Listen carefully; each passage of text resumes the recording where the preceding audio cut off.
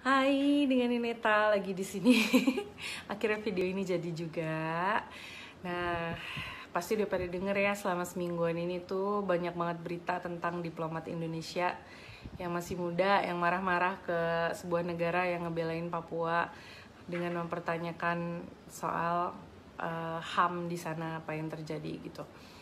Nah, ini disclaimer ya, ini adalah opini pribadi gue aja gitu. Boleh didengar, boleh enggak. Yang pertama, gue mencoba menjadi sangat open minded dan merasa bahwa mungkin Mbak Diplomat itu sebagaimana dia adalah seorang diplomat, dia merasa wajar untuk melakukan hal itu ya, untuk membela kedaulatan dan juga wibawa negaranya. Yang kedua yang gue sayangkan adalah yang mengutarakan isu itu adalah seseorang dengan jabatan yang tinggi, sementara Mbak Diplomat ini kayaknya masih junior ya, nggak tahu deh. Tapi kayak gue berani yakin bahwa itu nggak sebanding dengan orang yang mengutarakan problem itu. Rasa-rasanya dalam hubungan diplomatik tuh kayaknya gimana banget gitu, ibaratnya kayak presiden datang yang presiden negara lain datang yang nyambut eselon 1, eselon 2 gitu. Misalnya kan itu kayak apa ya, those kind of things dinilai gitu dalam hubungan diplomatik. Jadi kesannya kalau gue ngeliat itu kayak kok Indonesia kayak ngecilin banget ya isu ini gitu. Nah, ketiga, selain pemilihan kata-katanya mbaknya itu juga, tapi the attitude itu juga kayak gue sih pas nonton itu kayak Mbak, apa lo nggak tahu ya bahwa emang bener ada pelanggaran HAM di Indonesia. I know that's not the point gitu, bahwa lo bisa bilang ya lo ngapain ngurus campur ini gue, keadaan dalam negeri gue. Tapi HAM itu kan kayaknya isu yang bukan isu yang kecil gitu loh. HAM itu tuh selalu menjadi isu yang universal, dimana bahkan Indonesia sendiri aja bukannya yang innocent banget gak pernah melakukan intervensi sama negara lain. Waktu kita ke Timor Leste tuh juga kita seperti itu loh. Pemerintah Indonesia tuh seperti itu loh. Yang paling gampang ya, netizen deh sekarang gitu, kita tuh komen terus loh tentang Palestina dan Israel. Ya, itu that's the same thing loh gitu kan.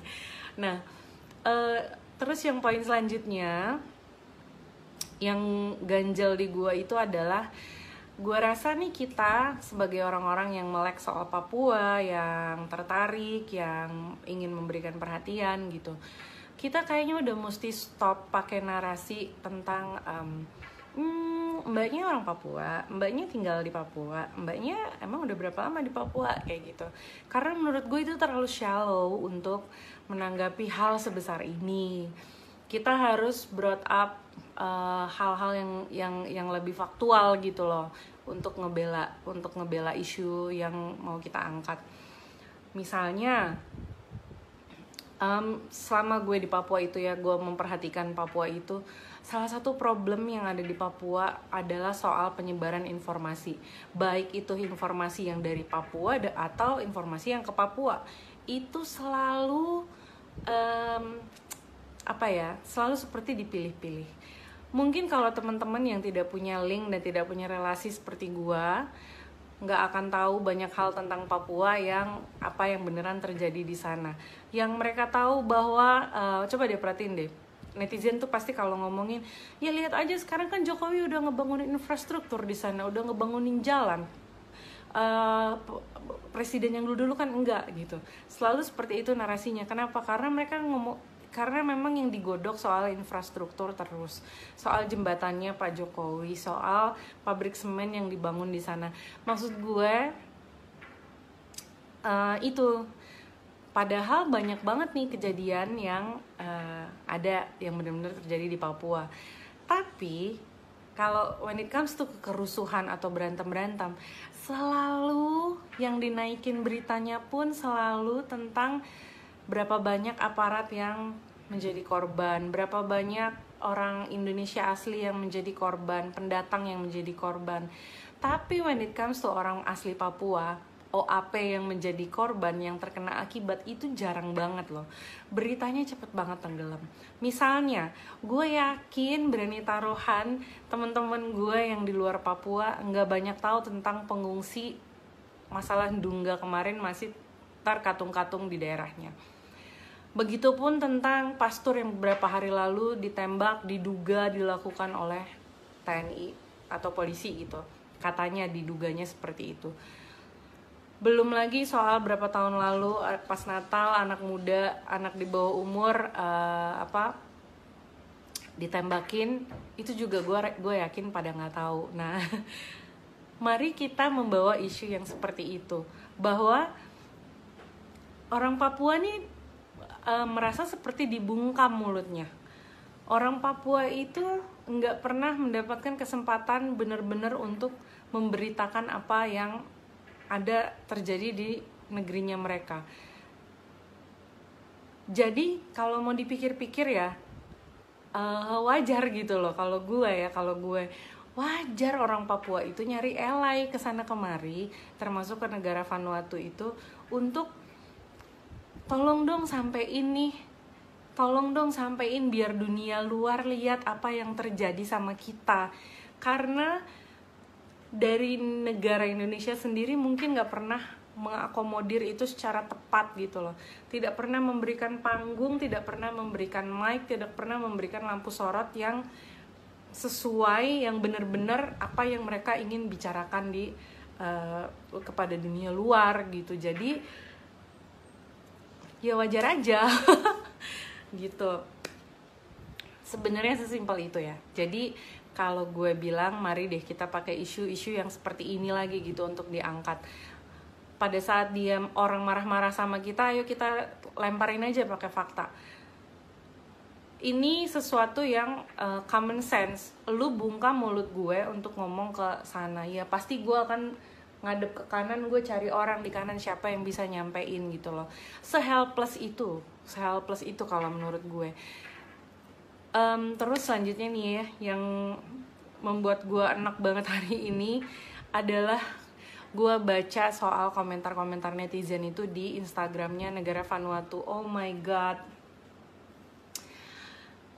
coming from a bunch of people yang mati-matian ngebelain Palestina dan Israel, yang ngebelain mati-matian soal Palestina itu. Lu tahu nggak sih, lu tuh lagi melakukan hal apa ya? Lu lagi melakukan hal yang sama sebenarnya. Ini nih sama. Papua ini adalah Palestina yang lu belain, gitu loh. Mereka ini merasa terjajah sama kita. Mereka ini merasa ditekan. Begitupun sama kayak yang lu lakuin ke orang Palestina itu, sama di Papua tuh kayak begitu. Vanuatu itu adalah kalian yang lagi ngebelain Palestina. Kalian orang Palestina bukan, kalian orang Indonesia kan? Kalian belain Palestina, di segala macemin sama Israel. Punya hak nggak untuk interfere urusan dalam negerinya, ya kan? Nah sama, Vanuatu juga kayak begitu ke Papua. Ngerti nggak? Kalau ini nggak ngerti, gue nggak paham lagi gimana ngejelasinnya. Jadi coming from you yang mati-matian bikin hashtag Save Palestina dan lain-lain, guys, please, you guys look so stupid gitu loh. Lu datang ke Instagramnya orang Vanuatu, lu hina anak kecilnya, lu bilang kayak apa segala macam, lu hina perempuannya, lu hina adatnya. Lu tahu nggak kenapa Vanuatu itu ngebelain Papua? Karena mereka merasa mereka satu ras, mereka satu rumpun, gitu loh. Ya, pada saat lu menghina orang Vanuatu yang notabene secara fisik 11-12 sama orang Papua, menurut lu sentimen apa yang akan keluar dari orang Papua? Sentimennya positif atau negatif? Ini mukanya sama, lu ledek-ledek, ya kan? Ini nggak usah ngomongin yang dalam-dalam deh, yang segampang itu aja. Lu koar-koar Papua milik Indonesia, tapi lu ngelakuin itu, gitu loh. ini cuman kayak anak kecil yang nggak mau kehilangan mainan, ini punya gue gitu doang.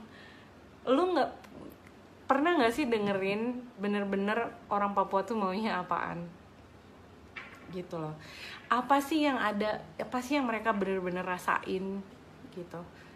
Gue tolong jangan, don't come for me soal Palestina. Tadi gue ngomongin ya, gue 7 kali mencoba mendaftar untuk jadi relawan di Gaza, tapi gagal karena gue sakit. 7 kali gue masukin proposal untuk bisa pergi ke sana, bahkan sekali pernah pakai duit gue sendiri tapi nggak bisa. Segitunya gue mau ngebelain Palestina ya. Jadi don't come for me untuk masalah Palestina itu. Gue akan tanya balik, lu udah ngapain? Gitu, lu udah ngapain ya? Nah jadi ya teman-teman, nggak usah jempol lu nggak usah terlalu enteng ngata-ngatain Filipina, karena lu sedang melakukan hal Filipina deh jadinya, untuk ngata-ngatain orang-orang Vanuatu, karena lu sedang mengintervensi juga atas apa yang terjadi di Palestina, karena lu sedang melakukan apa yang dilakukan sama orang-orang Vanuatu. Masalahnya mereka lebih pintar, mereka cari jalur yang formal, mereka lakukan sesuai dengan hukum internasional. Mereka cari orang saksi yang benar, bukan jempolnya. Bukan cuma nulis status di Facebook. Gitu. Jadi, jangan bikin malu Indonesia, guys. Seolah-olah kita nih negara yang udah paling suci banget, kita nih negara yang udah emang nggak pernah melakukan hal yang salah sama sekali. Dan yang paling oh my god, jangan senaif itu mikir bahwa nggak pernah kejadian apa-apa di Papua, bahwa tidak ada pelanggaran HAM di Papua, bahwa nggak pernah ada orang yang mati sia-sia di Papua. Karena kalau lu mikir kayak begitu, tandanya lo nggak well informed soal Papua. Mungkin lo bisa hubungin gue, nanti gue akan hubungin lo ke beberapa temen yang emang ngalamin itu, dan ke beberapa orang yang bisa ngasih lo informasi yang tepat soal Papua gitu loh. Yang terakhir nih, menurut gue keadilan sosial bagi seluruh rakyat Indonesia itu nggak kejadian di Papua. Kenapa? Contoh paling gampang adalah kalau mahasiswa di luar Papua berani mengkritik presiden, berani mengkritik itu segala macam soal pemerintahan, mereka paling diskors DO. Tapi kalau mahasiswa Papua berani mereka angkat suara, berani mereka angkat pena, penjara 10 tahun. Buktinya apa? Kipas angin. Begitulah ya. Semoga ini bisa membuka sedikit mata kalian. Kalau ditanya gue orang Indonesia, ya gue orang Indonesia.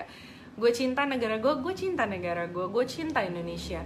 Tapi gue tidak cinta dengan ketidakadilan. Itu yang kenapa bagi gue Indonesia harusnya masih bisa menjadi negara yang besar, tapi juga pada saat yang bersamaan menjadi negara yang bermartabat gitu loh, yang memperlakukan manusia seperti manusia.